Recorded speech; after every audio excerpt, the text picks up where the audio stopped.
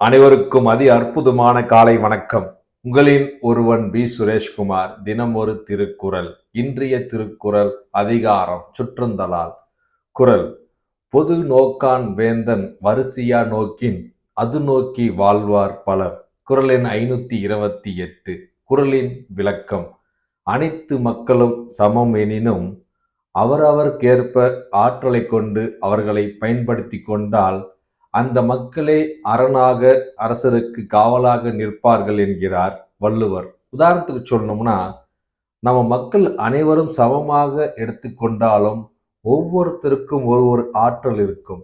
அந்த ஆற்றலுக்கு ஏற்ப அவர்களை பயன்படுத்தி கொண்டால் அந்த மக்களே அரணாக பாதுகாப்பாக இருப்பார்கள் என்கிறார். உதாரணத்துக்கு சொல்லணும்னா, நாட்டில் மக்கள் எல்லாருமே சமந்தாங்க. சமமாக இருந்தாலும் ஒவ்வொருத்தருக்கும் ஒருவருடைய குணாதிசயம் திறமை இருக்கும்.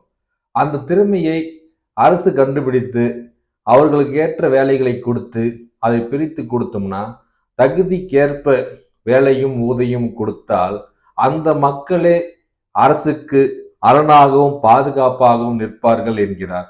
ஆகையால் இக்குறளை பின்பற்றி யாராக இருப்பினும் அவர்களை திறமைக்கேற்ப பயன்படுத்த வேண்டும் என்கிறார். மீண்டும் திருக்குறள்: பொது நோக்கான் வேந்தன் வரிசையா நோக்கின் அது நோக்கி வாழ்வார் பலர். திருக்குறள் கற்போம், வாழ்வில் உயர்வோம்.